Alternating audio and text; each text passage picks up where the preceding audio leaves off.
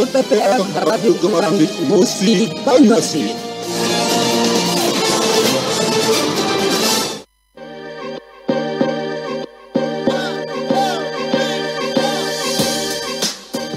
...97 FM Tokso Gemarandik hari ini.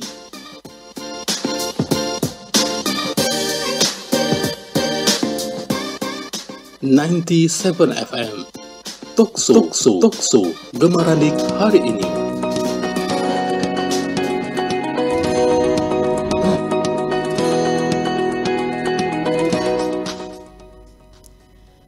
FM Radio Gemarandik Musi Banyuasin, informatif dan inspiratif. Selamat berjumpa kembali Ranikers, bersama saya Feby Alvina dalam program Opini, obrolan pintar menginspirasi.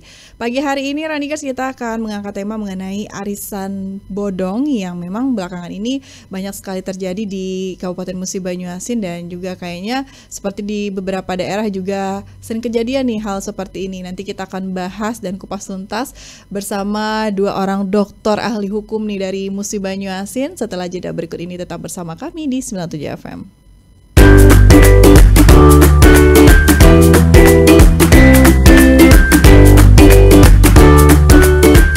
Radikers, kira-kira tomat itu buah atau sayuran? Menurut sumber dari Times dan Insider, ternyata tomat adalah buah, termasuk timun, bahkan cabai juga buah loh. Kaget ya? Secara teknis, perbedaan antara buah dan sayuran terletak pada biji dan akar. Semua yang ada bijinya disebut buah, sementara yang ada akar, daun, sama batang disebut sayuran. Beberapa yang selama ini kita sangka sayuran dan ternyata adalah buah, contohnya labu, terong, jagung, paprika, semuanya itu secara teknis ternyata adalah buah. Menarik ya?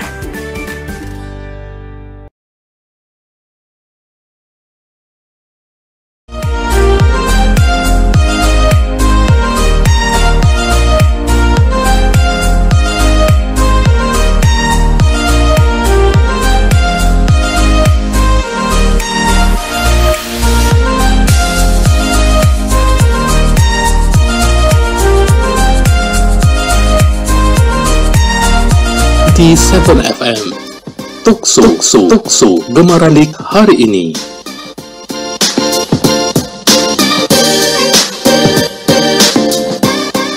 ...97 FM Tokso Gemarandik hari ini.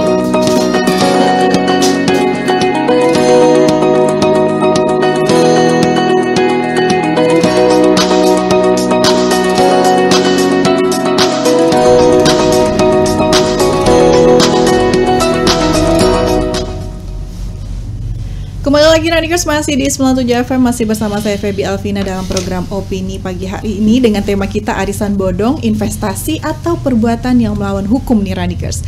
Jadi narasumber kita pada pagi hari ini yaitu Dr. Haji Syafarudin SH.MH yang merupakan pakar hukum bisnis dan juga dosen di Stihura Kayu.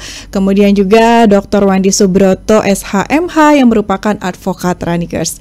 Pagi ini kita membahas mengenai arisan bodong, investasi ya atau perbuatan melawan hukum. Di perkembangan zaman sekarang memang Ranikers mengenai digitalisasi ini sudah sangat berkembang dengan pesat, sehingga kadang-kadang yang dulu kita harus berkumpul seperti arisan harus ketemu anggotanya, tapi sekarang sudah bisa melalui media sosial sehingga ada yang namanya arisan online. Tapi tentu saja yang namanya perkembangan zaman digitalisasi ini bisa membawa dampak negatif dan positif nih. Saat ini yang kita bahas adalah dampak negatifnya, di mana arisan bodong atau arisan online ini kadang menjadi sesuatu yang malah membawa dampak negatif baik ke masyarakat maupun juga ke lingkungannya. Nah, kita akan bahas nih sama Dr. WS dan juga Dr. Syafarudin. Jadi arisan online ini sebenarnya bukan kasus yang baru ya untuk di Kabupaten Musi Banyuasin. Sudah beberapa kali terjadi dan juga pernah sempat heboh itu di tahun 2017-an juga Musi Banyuasin sempat dihebohkan dengan adanya namanya arisan online yang kemudian bandar arisan ini kabur dengan membawa uang ratusan bahkan miliaran rupiah. Kira-kira menurut dari sudut pandang Dr. WS dulu ya, apa sih yang membuat mereka ini tergiur lagi dan lagi ini dengan kasus yang sebenarnya sudah sering terjadi? Iya. Terima kasih. Assalamualaikum warahmatullahi wabarakatuh. Waalaikumsalam.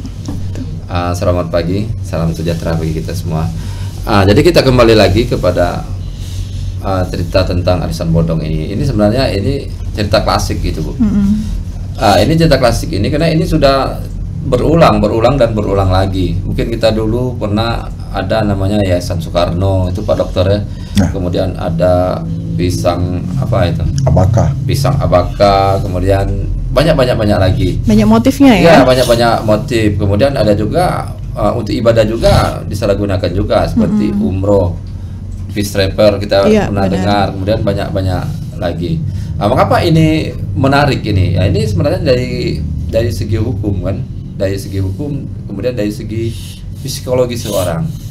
Jadi mereka ini, para pelaku ini dia seperti mensugesti, dia menjanjikan. Kalau bahasa hukum itu ada iming-iming lah. Untuk penipuan ini ada iming-imingnya, yang menjanjikan sesuatu yang melebihi dari keadaan biasanya. Kita contohkan, ini mereka anggap investasi. Mengapa anggap investasi? Karena ada kembaliannya. Tapi kalau investasi ini pasti ada untung, ada ruginya. Mereka menanam uang, anggaplah 100 juta, di dalam jangka waktu 1 bulan, dia bisa dikembalikan menjadi 200 juta. Nah, secara akal sehat kita berpikir ini suatu hal yang tidak mungkin, investasi apa yang bisa menghasilkan. Tapi karena kita orangnya khusus ibu-ibu, ini mudah tertarik sekali, Pak. Tergiur ya. Pak Dokter, itu menggiurkan. Iming-iming inilah yang digunakan oleh mereka secara psikologi dan karakter kita orang timur, khususnya kita bukan hanya daerah, sebenarnya ini juga menasional kan, banyak juga orang-orang kota, dan korbannya juga bukan hanya ibu-ibu yang tidak berpendidikan, banyak juga PNS yang kena, kemudian yang rata-rata yang pendidikan tinggi juga, S1, S2 juga banyak juga, Pak, yang menjadi korban. Mungkin mereka malu, hanya malu saja untuk mengungkapkan bahwa mereka telah terjadi korban. Jadi iming-iming, dan ini mereka biasanya seperti ini. Ketika dia invest 1 juta, dalam bulan kedepannya pasti dikembalikan 1,5 juta. Invest lagi 5 juta, dikembalikan menjadi 10. Nah, ketika dia miliaran, dia investasi menjual kebun, mobil, rumah dan sebagainya. Nah, ketika itulah tidak kembali lagi, uangnya tidak kembali lagi, alias hilang. Tapi sebenarnya mereka itu sudah menikmati, sudah menikmati hasil daripada investasi ini, dan itu terbukti memang ada mereka menerima. Jadi mereka ketika kecil mereka dikembalikan. Nah, ketika dia besar investasinya, itulah tidak akan dikembalikan lagi. Jadi secara hukum, kemudian secara psikologi memang seorang itu memang menarik. Kita juga mungkin, saya saja kalau seperti itu mungkin agak tertarik juga ya, karena lumayan hasilnya. Hasilnya itu lumayan, kalau kita letakkan di bank itu cuma berapa, bunganya kecil banget. Nah, jadi inilah jadi segi iming-imingnya seperti itu. Mungkin juga yang lain juga habis trapel. Mengapa?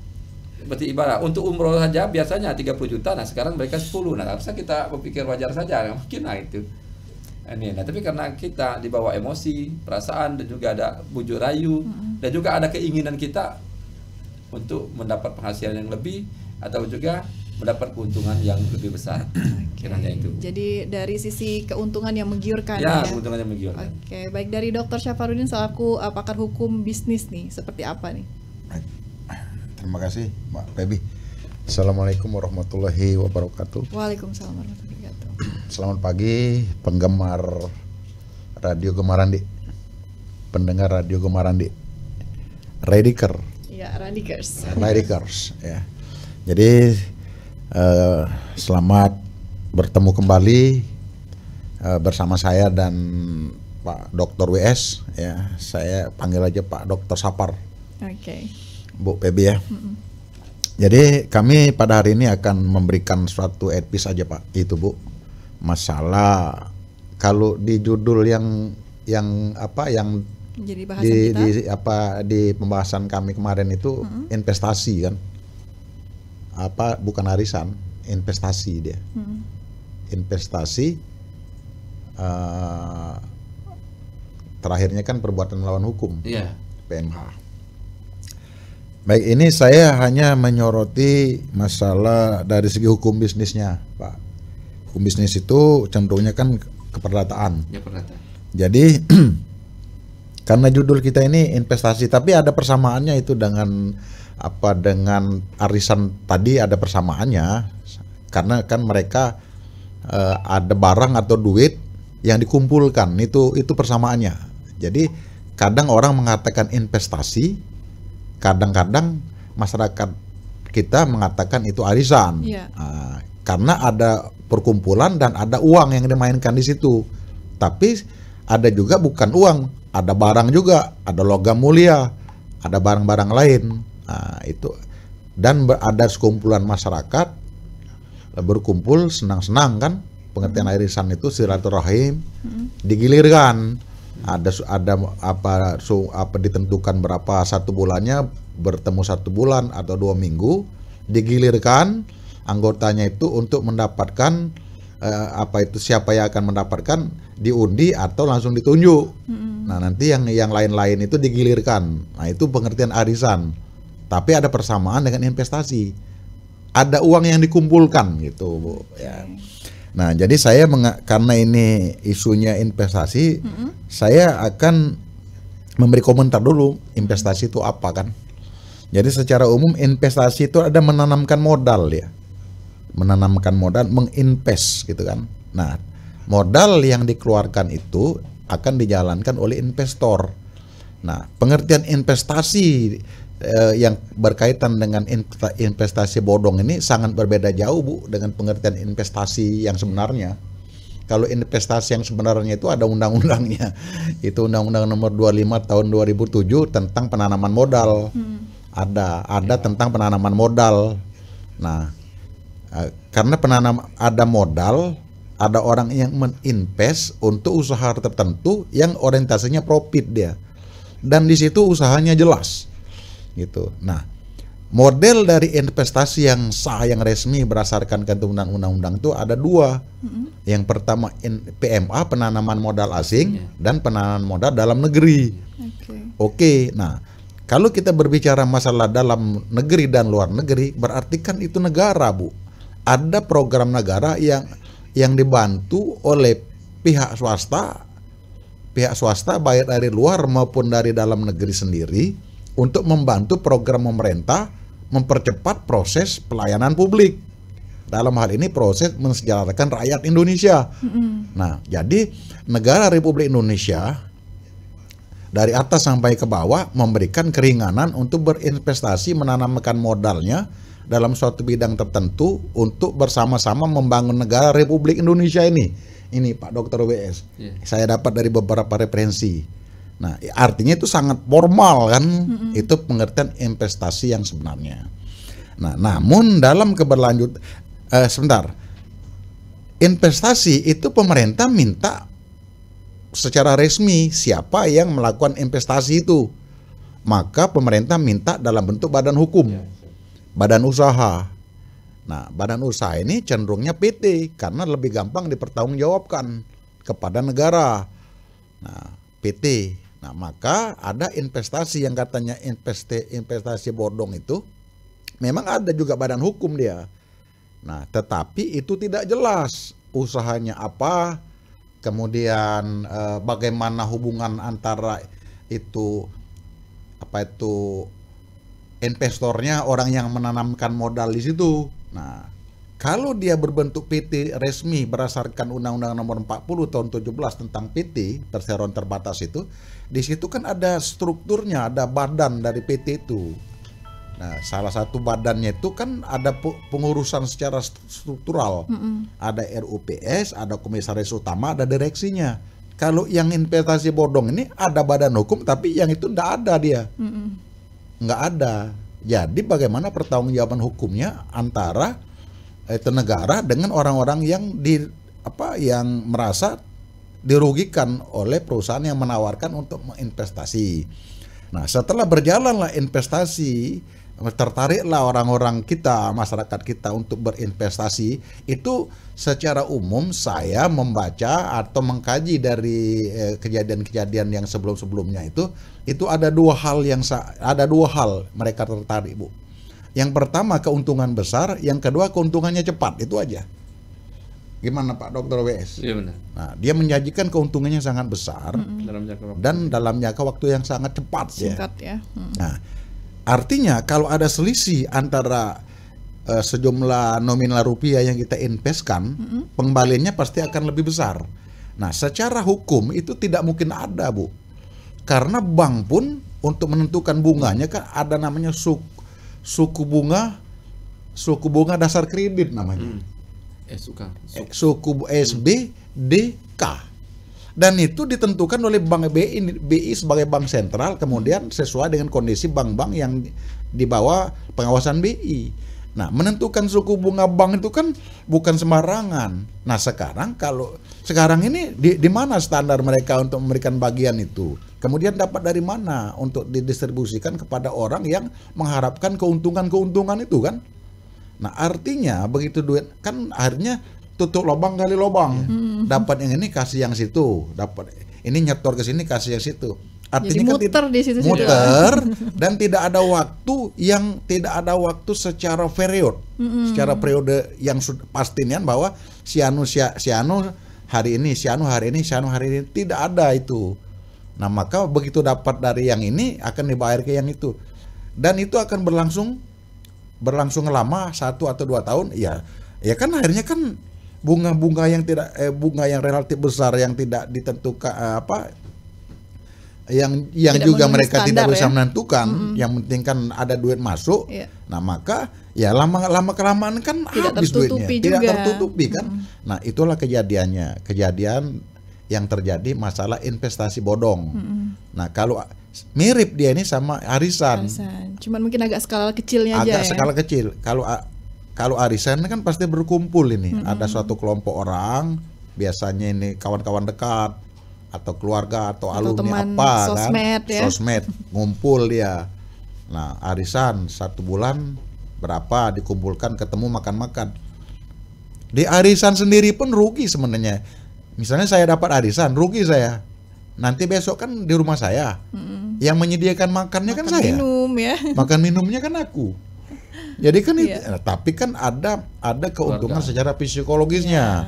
Dapat bersenang-senang, dapat ketemu dengan keluarga, berkumpul dengan kawan-kawan, silaturahim. Cuman itu. Nah, dari arisan yang normal saja, orang yang sudah berbaik-baik saja, itu pun masih uangnya kan cuma seputaran situ saja kan jumlahnya. Nah, itu pun yang nerima itu rugi, apalagi yang dalam arisan yang seperti ini, itu namanya arisan bodong. Arisan yang tidak sesuai dengan makna arisan yang sebenarnya, itu sebenarnya begitu. Itu sebenarnya mungkin menjadi sebuah motif lain dari investasi bodong ya. Sebenarnya banyak motif-motifnya. Ada model-model persamaannya investasi arisan bodong, investasi bodong itu mereka mengumpulkan duit, mengumpulkan uang. Itu persamaannya. Tapi pengembaliannya tidak bisa secara normal karena duitnya itu ya gali lubang tutup lubang. Pada akhirnya dalam jangka waktu tertentu ya kan si pemegang kendali utama yang sebagai orang utama di atas, dia kan biasanya berjenjang ini. Yang ini ada 2 bagian cabangnya, nanti yang 2 ini cari lagi kan beruntun multi level. Nah, itu salah satu contoh arisan atau investasi bodong itu seperti itu contohnya. Jadi mereka itu tidak bisa ketemu, tidak ngumpul seperti arisan yang sebenarnya tidak. Kalau investasi kan itu dalam bentuk badan hukum ada RUPS kan ngumpul semua pemegang saham itu kan. Nah, ini tidak ada dalam rumusan hukum. Ya kan, kalau dia menginvestasi, menanamkan modal, nanti kan dia itu dianggap pemegang saham atau bagaimana. Nah, kalau ini kan nggak ada. Cuman dijanjikan kalau saudara store ke saya sekian, nanti bulan depan saya bayar sekian. Nah, dasar hukumnya tidak ada. Gitu. Jadi hanya modal kepercayaan aja ya. Hanya modal kepercayaan karena mereka tadi kata Pak Dr. Wandi, Dr. WS itu kan sudah menikmati duluan. Nah, karena terbuai dengan harapan yang hayalan itu, kenikmatan sesaat itu, ya terus dia, terus. Nah, kan begitu. Tergiur akhirnya ya. Jadi secara umum pengertian investasi, arisan, investasi bodong dan arisan bodong berdasarkan referensi yang saya baca-baca Seperti itu pengertiannya. Kenapa masyarakat tertarik? Nah, nanti saya akan berbicara bagaimana di aspek hukumnya, gitu kan. Bagaimana sih aspek hukumnya, terus keberlanjutannya bagaimana, gitu kan. Oke. Jadi tadi juga sudah dijelaskan bahwa ketika berinvestasi itu kalau mau tahu yang legal dan non legal atau ilegalnya dari badan hukum yang jelas, Pak ya. Kemudian juga harus ada birokrasi dan administrasi yang memang sudah jelas urutannya ya. Kalau dia investasi, pemerintah minta ada badan hukum berbentuk PT. Kalau berbentuk PT itu sudah diatur dalam Undang-Undang PT, Undang-Undang nomor 40 tahun 2007. Nah, operasional kegiatan PT dalam menjalankan untuk mencari profit orientednya itu ada di dalam Undang-Undang PT yang sudah dibuat di negara Republik Indonesia ini, gitu. Nah, di investasi bodong itu juga ada bentuk badan hukum dia, tapi tidak jelas. Tidak jelas usahanya apa, keuntungannya berapa, rapat RUPS enggak dia, kan gitu. Oke, baik. Nah, kalau tadi bahwa tidak adanya kejelasan dari badan hukum dan segalanya, berarti kira-kira dari modal kepercayaan ini ada nggak sih payung hukumnya nih Kak, dari selaku advokat ya, Dr. WS ini, seperti apa sih payung hukum bagi para korban ini? Karena kan hanya modal kepercayaan nih. Yeah. Nah, jadi seperti ini memang benarnya modal kepercayaan. Jadi tidak ada perjanjian-perjanjian tertulis itu kan, tidak ada klausul atau perjanjian kerja. Apa kewajiban pemilik modal, kemudian apa kewajiban yang mengelola modal.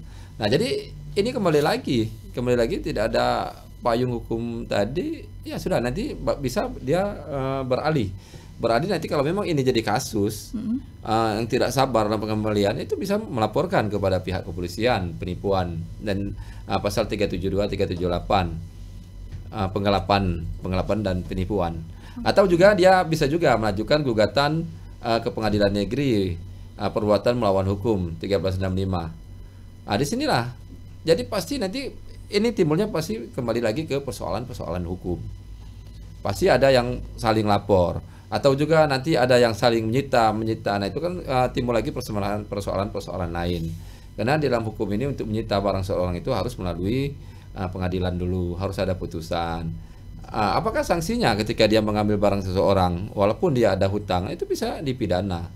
Nah, jadi dia dua kali korban yang melakukan ini. Yang pertama dia korban investasi bodong, yang kedua dia bisa jadi terlapor atau menjadi seorang jadi pencuri, jadi juga bisa jadi penodongan, pencurian dengan kekerasan ketika mengambil barang di rumah seseorang, walaupun itu bandar arisan bodong. Jadi memang harus bijak dalam menanggapi, harus bijak. Jadi berpikir dulu lah bagaimana kalau memang nanti ada kejadian seperti ini, dan juga dia harusnya tahu juga risiko, karena sudah banyak kejadian-kejadian ini. Bahkan di tingkat nasional berburu harta Bung Karno yang konon katanya bisa membayar hutang negara Republik Indonesia dengan emas tersebut. Coba kita bayangkan berapa besar emas itu sehingga bisa membayar hutang yang ribuan triliun. Jadi kan itu nggak masuk akal, Pak.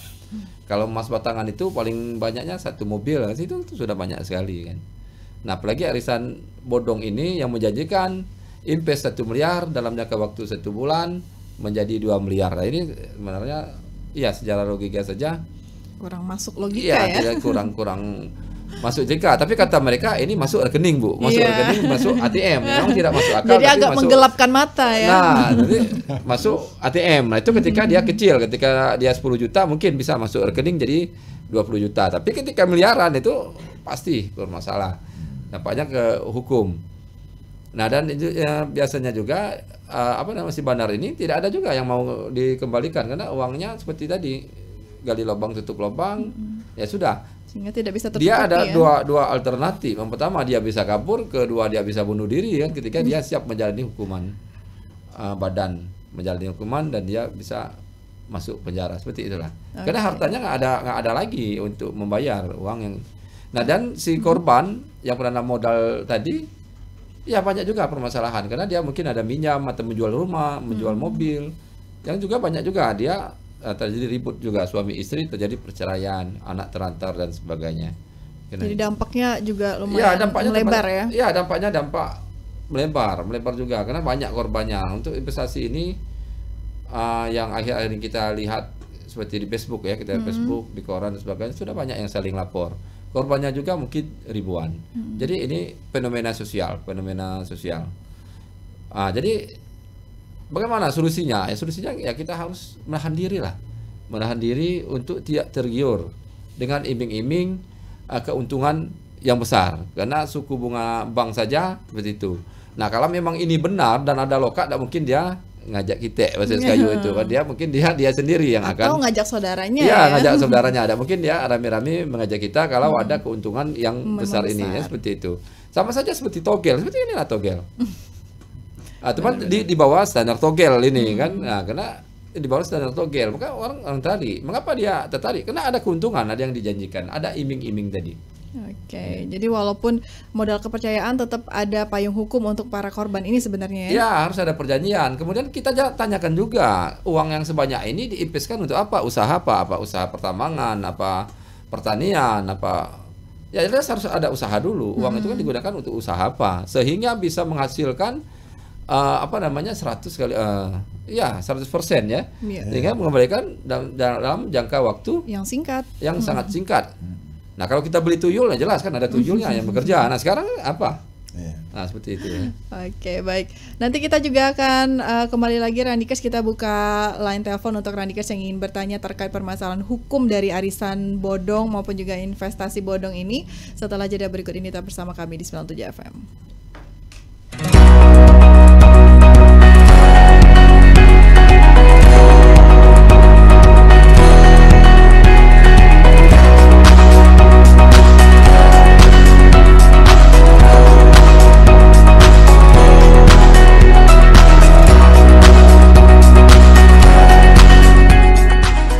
Radio Gema Randik merupakan satu-satunya radio yang telah menggema dan menemani masyarakat Musi Banyu Asin selama lebih dari 10 tahun.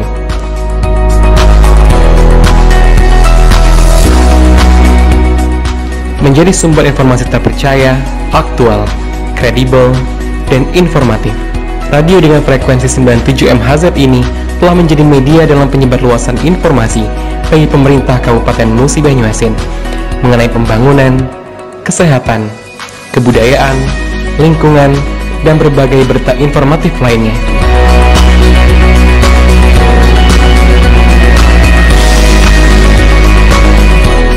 Hadirnya Radio Gema Randik diprakarsai oleh Bupati Musi Banyu Asin kala itu, Bapak Haji Alex Nurdin, dengan tujuan untuk memberikan berita aktual seputar Kabupaten Musi Banyu Asin.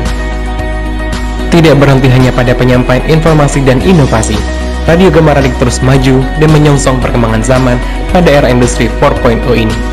Komitmen Radio Gema Randik untuk terus maju dan terdepan juga terus dikembangkan. Salah satunya dengan menjadi sentra alternatif untuk proses penyebarluasan informasi mengenai pelayanan, penguatan hubungan kelembagaan, peningkatan literasi, dan upaya mendorong terwujudnya pendidikan yang maksimal.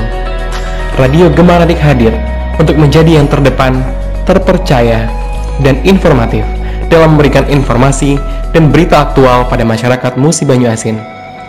Radio Gema Randik, inovatif dan informatif.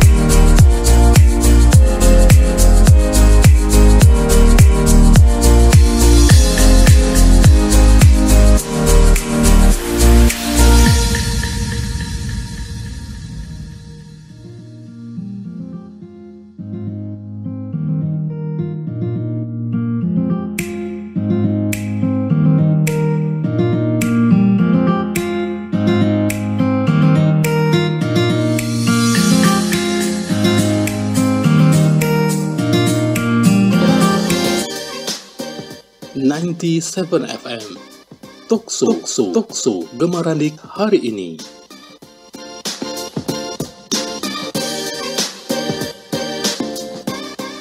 FM. Tokso Gemaradik hari ini.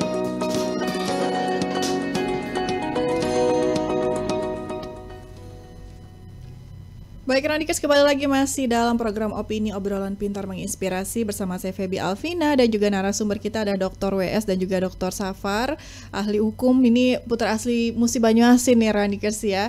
Dan juga kita akan membahas mengenai arisan online atau arisan bodong ini yang merupakan investasi atau perbuatan melawan hukum. Tapi kalau dilihat dari bahasan kita yang pertama tadi, kebanyakan melawan hukum ya. Kalau misalnya investasi ini tidak memiliki legalitas nih Radikers alias ilegal. Tadi juga sudah dijelaskan bahwa walaupun adanya modal kepercayaan saja, tapi tetap bisa ada payung hukumnya Kak ya. Tapi tergantung dari mereka sudah pernah menerima atau belum ya dari keuntungan tersebut.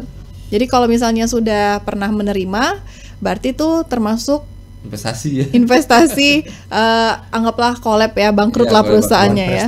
Uang prestasi ya. Kalau misalnya belum, itu bisa kena pasal penggelapan ya. Penipuan. Oke. Kalau di Musi Banyuasin sendiri sudah berapa banyak nih atau pernah menangani kasusnya nih Kak mengenai arisan online ini? Saya sudah ke-4 kali saya menangani kasus 4 kali dalam kurun waktu? Dalam kurun waktu 5 tahun. 5 tahun, oke. Dan ini sebenarnya yang heboh ini. Yang tahun ini ya? Ya, yang tahun ini. Ini banyak sekali korbannya. Yang namanya katanya reseller, kemudian pengaki-pengakinya itu. Nah, ini juga korbannya ini kan bukan hanya arisan arisan online ini kan, tapi juga ada arisan kuncang namanya gitu kan. Arisan kuncang ini arisan ini yang tradisional itu kan, yang masukkan nomor yang dikuncang. Nah, ini juga ada persoalan juga. Kemudian juga ada arisan mas namanya katakan. Kemudian banyak lagi motifnya. Oke. Tapi dalam hal ini sebenarnya ya sulit juga dibilang pidana itu karena mereka ada kesepakatan Pak Guru. Ada sepakat dan memang mereka bertemu ada keuntungan. Ya sesuai dengan pasal 1320 KUH Perdata itu kan mereka sudah sama-sama dewasa. Sudah ya sepakat kan. Dalam keadaan tidak diancam juga ya. Tidak ada ancaman dalam hal pasal yang halal. Cuman ada hal tertentu. Nah, hal tertentu inilah dia ada hal tertentu ini dia ada uang, nanti keuntungannya seperti ini. Nah, jadi memang sebenarnya ya perbuatan ini ya perbuatan perdata investasi tadi kan.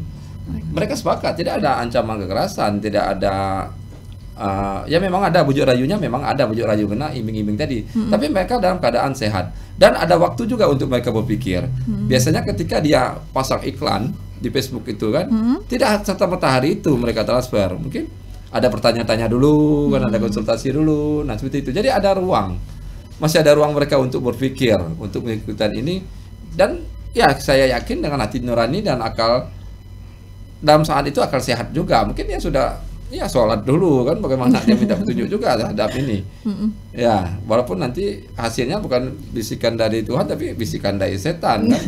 Karena menggelapkan mata tadi ya. Ya, menggelapkan mata tadi untuk ikut mendapatkan ini. Keuntungan yang besar. Tapi kadang memang kita prihatin lah terhadap ini. Ini sebenarnya fenomena ya. Teman yang dibilang fenomena kan sekali 10 tahun, tapi ini tiap bulan terus atau tiap ya. tahun, bukan fenomena lagi, tapi ya seperti tradisi orang-orang yang ingin cepat mengambil keuntungan sehingga dia menjadi korban. Ya banyak sekali korbannya, program keluarga, perasaan dan juga malu dan sebagainya. Oke, dampak sosialnya juga banyak. Ya, dampak sosialnya banyak kan, rumah tangganya hancur karena anak-anaknya terlantar karena dia fokus bagaimana mengembalikan uang tersebut yang sudah di orang. Oke, baik.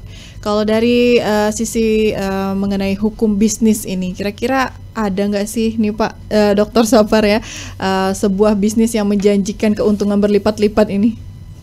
Ya, begini. Oke, saya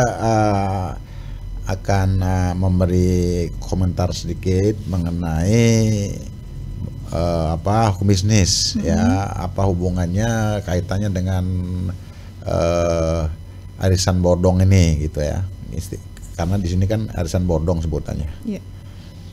Kalau di dalam hukum perdata itu pasti dimulai dengan suatu perikatan ya. Perikatan. Jadi perikatan, orang yang mengikatkan diri, terjadilah hubungan hukum, di situ timbullah hak dan kewajiban suatu hal tertentu dia, suatu objek tertentu. Apa objeknya? Nah, itu namanya perikatan. Kemudian mereka akan mengadakan perikatan. Perikatan itu akan terjadi apabila dituangkan dalam suatu janji memang. Ya, dalam suatu janji maka dibuatlah suatu perjanjian. Jadi akan mengikatkan diri dalam suatu objeknya apa, nah, maka mereka berjanji. Berjanji itu kan apa artinya itu tukar menukar atau menarasikan hak dan kewajiban masing-masing. Nah, berjanji itu boleh tertulis, boleh tidak tertulis. Kemudian setelah mereka sepakat untuk berjanji, nah artinya kan ada kata sepakatnya. Sepakat untuk membuat suatu perjanjian. Nah, pada saat perjanjian itu sudah selesai dan disepakati, maka muncullah perikatannya sudah terjadi itu.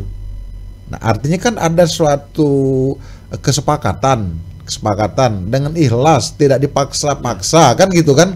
Nah, unsur 1320 kata Pak Dr. WS tadi kan.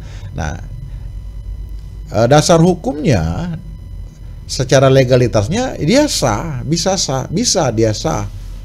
Karena kalau memenuhi pasal 1320 KUH Perdata tentang syarat sahnya suatu perjanjian. Nah, syarat sahnya suatu perjanjian itu yang pertama dia sepakat dulu.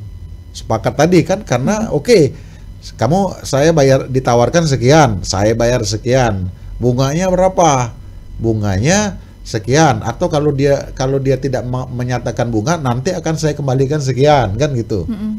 Nah, kemudian syarat yang selanjutnya yaitu cakap. Dia sudah dewasa, sudah di atas 21 tahun.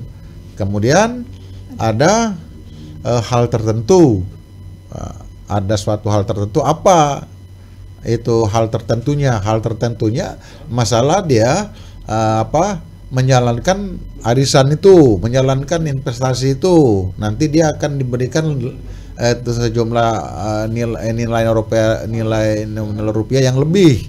Nah, itu. Kemudian ada kausa yang halal. Nah, kausa yang halal itu yang diperjanjikan itu kan bukan barang hasil yang tidak yang ilegal. Nah, izin dulu Pak, kita angkat telepon dulu ya. Lagi ada penelpon nih yang ingin. Oke, terputus. Nanti kita coba kembali untuk Randikers yang ingin berpartisipasi di 0852 8295 1997 yang ingin bertanya terkait konsultasi hukum atau langkah hukum nih, baik dari arisan online ataupun juga investasi ini. Oke. Ya, saya lanjut sedikit. Ya, boleh silakan Pak. Nah, itu dasar hukum konflik perdata, dasar hukum penyelesaiannya ya. Iya, nggak apa-apa Pak, kita angkat telepon dulu ya. Oke, halo.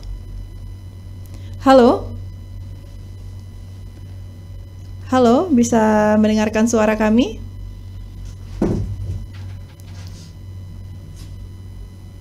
Halo? Herpi. Oke, baik. Dengan siapa? Herpi. Herpi di mana Herpi? Herpi di Perumnas. Herpi di Perumnas Kayu ya? Iya. Oke, Herpi mau bertanya tentang apa nih? Saya kan salah satu korban dari arisan bodong. Tetapi kalau saya mempublikasi ke media sosial, apakah saya bisa dituntut balik sedangkan saya korban? Oke. Terima kasih. Terima kasih. Oke, baik. Terima kasih Hervi. Nanti kita akan bertanya langsung ya sama Dokter WS ataupun juga Dokter Safar yang ingin menjelaskan ini mengenai kalau misalnya kita menjadi korban terus kita posting nih bahwa pelaku kita viralkan, itu kira-kira bisa melawan hukum nggak itu? Ya, jadi seperti ini ya. Ketika kita menjadi korban, ya kita ada upaya. Upaya hukumnya apa? Kita bisa mengajukan ke kepolisian, melaporkan tindak pidana penipuan atau juga bisa juga undang-undang ITE, dan juga kita bisa mengajukan gugatan perdata. Nah, ketika kita memviralkan seseorang atau ada ujaran kebencian atau juga ada kata-kata yang membuat orang tersebut ya merasa tidak enak, sakit hati dan merasa terhina, itu bisa dituntut juga. Jadi bisa berbalik, kita bisa jadi tersangkanya terhadap perbuatan memposting tersebut. Kena UU ITE berarti ya? UU ITE ya, berarti ya? Kena undang-undang UU ITE. Jadi sekarang kita bijak lah. Karena juga kita memviralkan seseorang, menghujat dan sebagainya, itu tidak mungkin uang kita kembali kan. Jadi ada dua. Kalau kita mau melaporkan dia tindak pidana, yaitu kurungan badan, atau yang keduanya kita mengajukan gugatan perdata di pengadilan negeri. Supaya gugatan perdata ini untuk mengembalikan uang kita karena dia telah melakukan uang prestasi. Oke, jadi kalau misalnya kita memviralkan seseorang, walaupun seseorang tersebut juga telah merugikan kita, tetap kena pasal. Iya, kita bisa ada tindak pidananya juga kan, tapi beda kasus kan. Satunya yang tadi dia sebagai korban, nah ini juga dia bisa juga sebagai pelaku. Jadi harus kita bijaksana juga, jangan sampai kita membuat suatu ujaran kebencian lah, ujaran kebencian yang membuat orang lain merasa terhina walaupun dia korban. Karena kasus itu kita belum tentu juga orang yang kita viralkan itu dia terbukti melakukan suatu tindak pidana atau suatu perbuatan melawan hukum. Karena negara kita ini negara hukum. Negara hukum, kita juga ada negara hukum. Jadi silakan menggunakan jalur-jalur hukum yang telah tersedia. Itu sudah tersedia oleh negara. Kita menggunakan azas praduga tidak bersalah ya. Jadi sebelum ada putusan pengadilan yang mempunyai kekuatan hukum tetap, maka seorang itu belum bisa kita dikatakan bersalah. Oke, jadi tetap saja kalau misalnya orang tersebut melakukan sebuah perbuatan melawan hukum, tetap harus melewat jalur hukum. Iya, jalur hukum. Jangan main hakim sendiri ya. Jangan main hakim, itu kan termasuk main hakim sendiri ya, memviralkan, menghujat, ujaran kebencian dan sebagainya. Oke, mungkin dari Dokter Sapar ada tambahan? Ya, sedikit ya. Ya betul itu. Jadi kita kan tidak boleh main hakim sendiri. Jadi menjustis orang, dia salah ini apalagi di media. Proses penyelesaian itu sengketa atau itu peristiwa pidana atau delik pidana, itu kan ada proses, namanya ada hukum acaranya. Bagaimana cara kita memperjuangkan hak kita, kan sudah dibuat di dalam negara kita itu, yaitu proses hukum acara pidana. Bagaimana prosesnya? Ngadu kan, melapor, nanti disidik, nanti dituntut, terus diadili. Itu jadi sudah ada prosesnya. Nah, kalau kita langsung tadi main-main di media sosial, di sosial, itu memang sudah ada alat bukti, itu kan sudah alat bukti namanya. Nah, alat bukti terus menghujat dan sebagainya, itu kan memang tidak boleh. Kalau itu bukan masalah, setiap orang itu rame di situ saling hujat semua dia. Ya kan, kalau dia memang terbukti berarti kan perbuatan tidak menyenangkan. Kalau tidak sesuai apa yang dia lontarkan di media, itu berarti kan memfitnah dia itu. Nah, itu kalau sebelum ITE ini ada, jadi dia juga bisa dijerat di KUHP memfitnah atau perbuatan tidak menyenangkan. Nah, sekarang kan ada undang-undang khususnya, undang-undang ITE-nya. Nah, dia hoak atau menghujat, dan itu tidak boleh. Nah, kalau itu tidak diprotek oleh negara, ya rame lah di situ. Jadi Indonesia menjadi negara yang tidak menjadi negara yang warga negaranya, warga negaranya brutal brutal kan, ndak ada etika bermedia gitu. Oke, baik. Jadi untuk Mbak Hervi yang ada di Perumnas, walaupun menjadi korban tetap harus mengikuti prosedur hukum yang ada karena negara kita negara hukum nih, seperti yang disampaikan oleh Dr. WS tadi. Kemudian juga ada nih dari pertanyaan netizen ini, sebenarnya dia malu katanya kalau mau komentar di sosial media karena dia korban ya. Dan jadi katanya dia ini sudah melapor, tapi belum ada kepastian hukum nih. Kira-kira apa yang harus dilakukan nih terhadap dia ini korban? Ya, nah kalau dia sudah melapor, telah terjadinya suatu tindak pidana kan laporan itu untuk dia melaporkan untuk dibuat terang tindak pidana tersebut. Maka dia apalagi dia ada bukti lapor, maka silakan dia ke pihak di mana dia melapor, apakah di Polsek, apakah di Polres atau di Polda, untuk mempertanyakan sejauh mana perkembangan kasus yang mereka laporkan. Oke, jadi tetap harus ke kepolisian ya? Ya, ke tempat di mana dia melapor, apa di Polsek.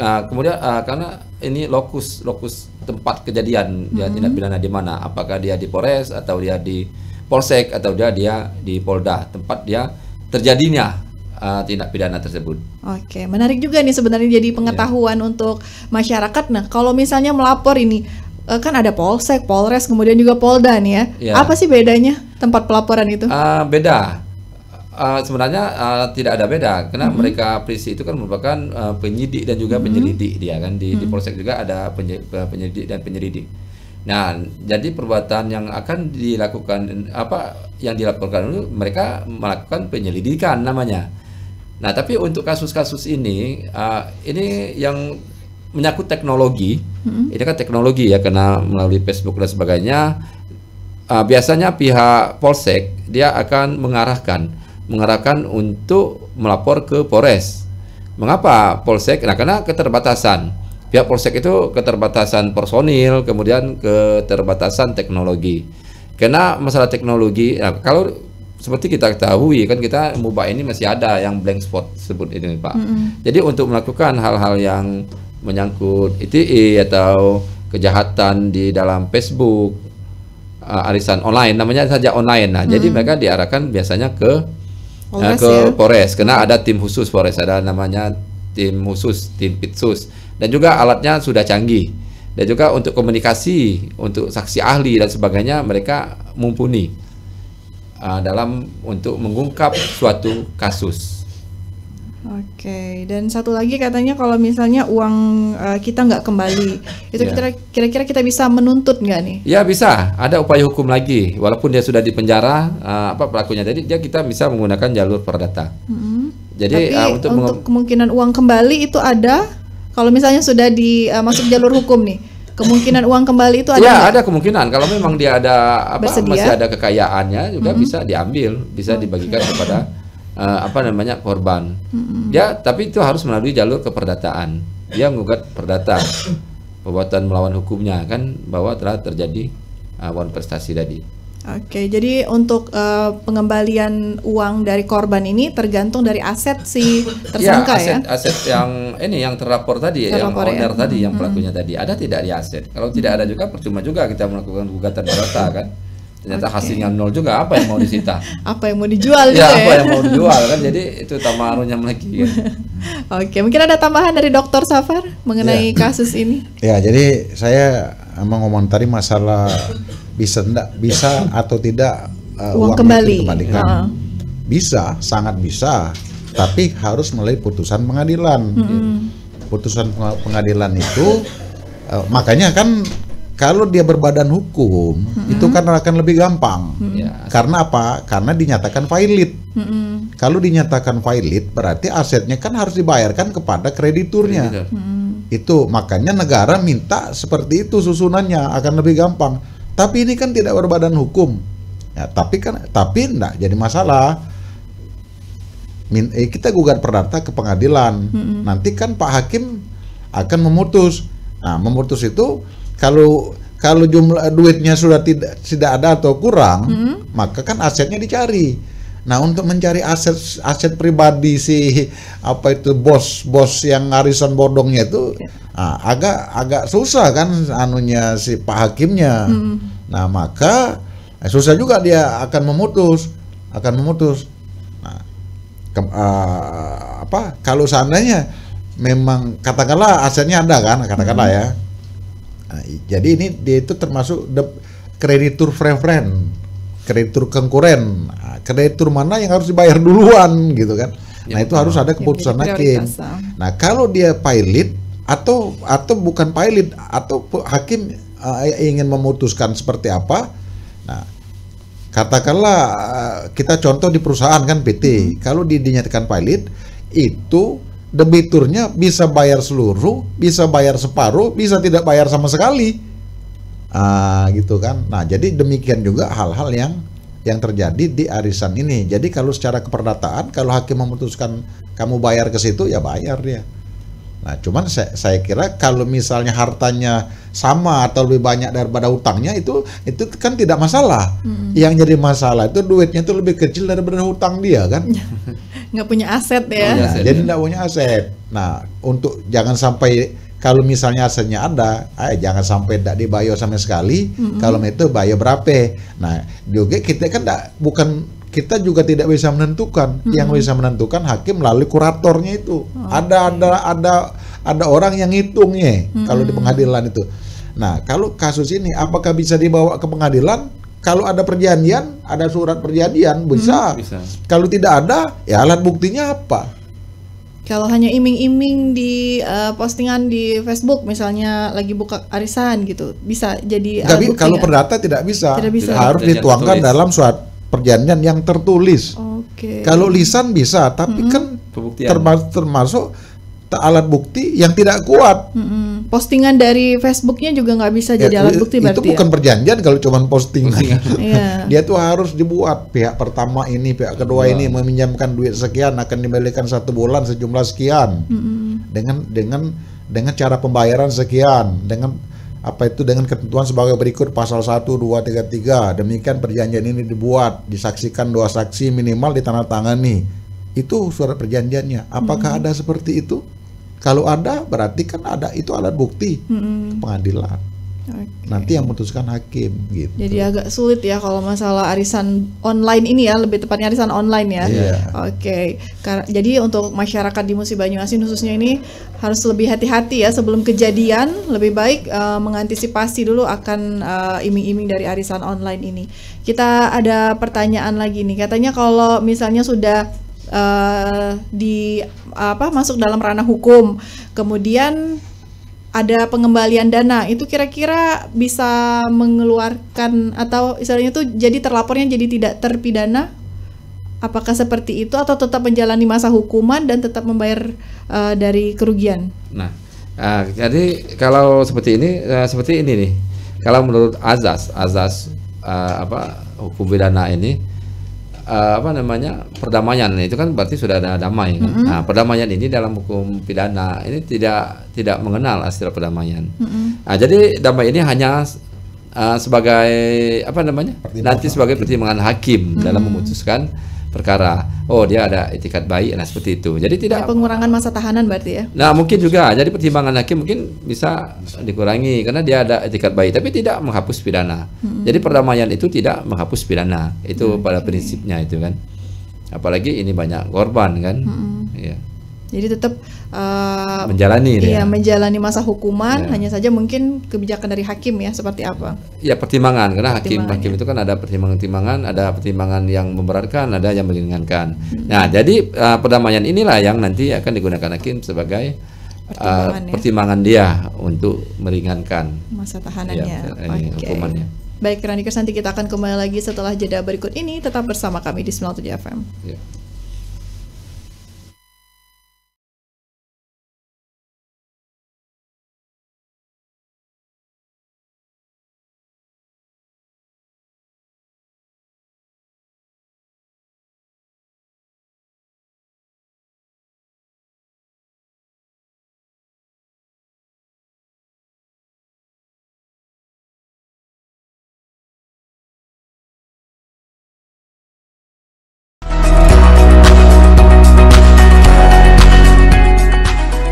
Radio Gema Randik merupakan satu-satunya radio yang telah menggema dan menemani masyarakat Musi Banyuasin selama lebih dari 10 tahun.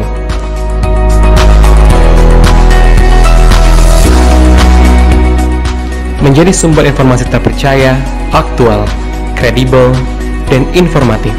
Radio dengan frekuensi 97 MHz ini telah menjadi media dalam penyebarluasan informasi bagi pemerintah Kabupaten Musi Banyuasin mengenai pembangunan, kesehatan, kebudayaan, lingkungan, dan berbagai berita informatif lainnya.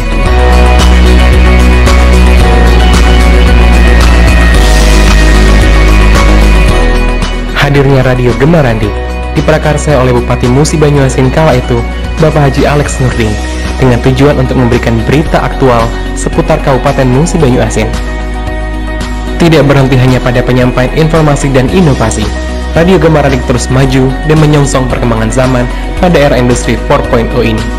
Komitmen Radio Gemarandi untuk terus maju dan terdepan juga terus dikembangkan. Salah satunya dengan menjadi sentra alternatif untuk proses penyebarluasan informasi mengenai pelayanan, penguatan hubungan kelembagaan, peningkatan literasi, dan upaya mendorong terwujudnya pendidikan yang maksimal. Radio Gemarandi hadir untuk menjadi yang terdepan, terpercaya, dan informatif dalam memberikan informasi dan berita aktual pada masyarakat Musi Banyuasin. Radio Gemarandi, inovatif dan informatif.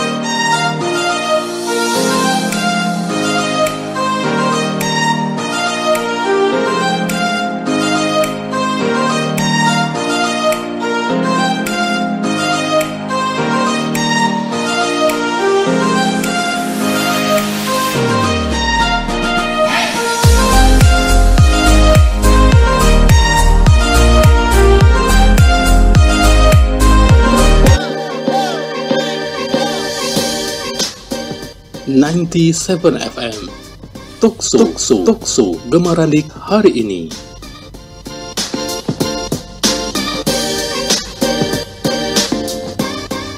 ...97 FM Tokso Gemarandik hari ini.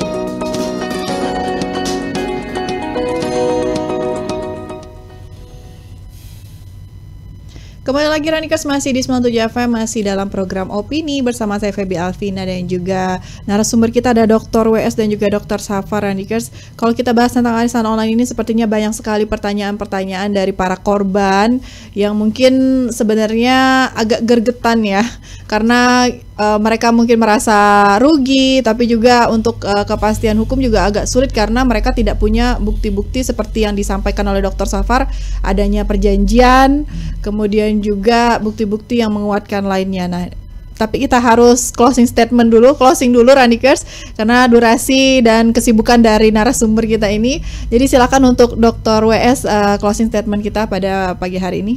Ya, terima kasih. Jadi saya menyarankan juga kepada masyarakat dalam kasus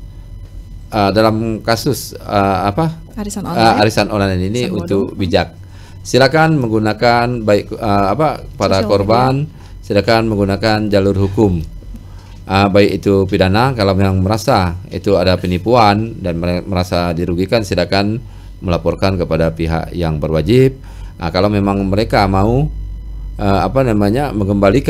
minta dikembalikan uang juga. Kalau memang pelakunya masih ada kekayaan, masih ada hartanya, silakan melalui jalur pengadilan, melalui jalur hukum. Jadi jangan sampai mereka juga nanti menjadi pelaku tindak pidana dalam kasus yang lain. Mungkin hanya itu statement dari saya. Wabillahi taufiq wal hidayah. Wassalamualaikum warahmatullahi wabarakatuh. Baik, silakan Dr. Safar, closing statement kita. Ya, terima kasih Mbak Baby. Saya hanya memberikan saran kepada masyarakat, ya, kepada yang merasa dirugikan selama ini di arisan bodong ini. Nah, kalau ada ciri-ciri yang seperti ini, nah, ada ciri-cirinya ini Mbak Pebi. Jangan terlalu cepat kita untuk investasi, untuk menginvestkan duit kita kan. Nah, tadi sudah saya sebutkan ada 2 ciri utama, menawarkan untung yang tinggi, keuntungan dalam waktu yang singkat. Nah, kemudian ada pilihan level produk yang investasinya, ada level-levelnya. Nah, ini sekian kan, ada levelnya. Kemudian ada pilihan ada diminta mencari investor baru. Nah, kemudian nanti setelah itu diselidiki juga nanti ini lokasinya di mana, ini tempat investasinya di mana, usahanya apa. Ya, kalau di sini disebutkan perusahaannya tidak jelas dia. Nah, kemudian produknya tidak jelas juga, hasilnya tidak jelas juga. Nah, pengelolaan sumber dana tidak jelas juga. Intinya tidak jelas semua ya. Tidak jelas semua. Apa itu manajerialnya itu tidak jelas juga. Jadi ya untuk apa kita berpartisipasi menginvestasikan duit kita terhadap hal-hal yang sangat-sangat tidak jelas. Nah, jadi makanya mari kita berhati-hati untuk menginvestkan harta kita, uang kita untuk usaha-usaha yang menjanjikan. Ya, semoga masyarakat kita terhindarlah dari hal-hal seperti itu. Ya, berusaha dengan nyaman. Ya, kalau sudah ada usaha yang sekarang ya ditingkatkanlah lagi. Gimana caranya kan? Nah, kalau kebun ditambah kebunnya. Nah, misalnya begitu.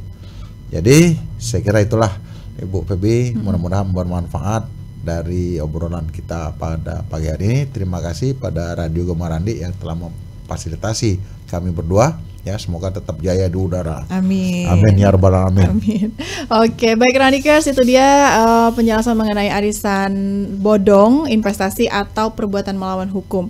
Jadi untuk Radikers mungkin setelah adanya talk show ini bisa lebih teredukasi mengenai arisan-arisan. Tadi juga banyak sekali sudah dijelaskan bagaimana investasi yang legal dan ilegal, kemudian juga langkah-langkah hukum yang dilakukan. Jangan main hakim sendiri, memang harus mengikuti jalur dan prosedur hukum Radikers. Saya Febi Alvina dan Dr. WS bersama Dr. Safar juga pamit undur diri. Sampai jumpa di program opini berikutnya, dan juga jangan gampang tergiur sama keuntungan yang besar Radikers ya.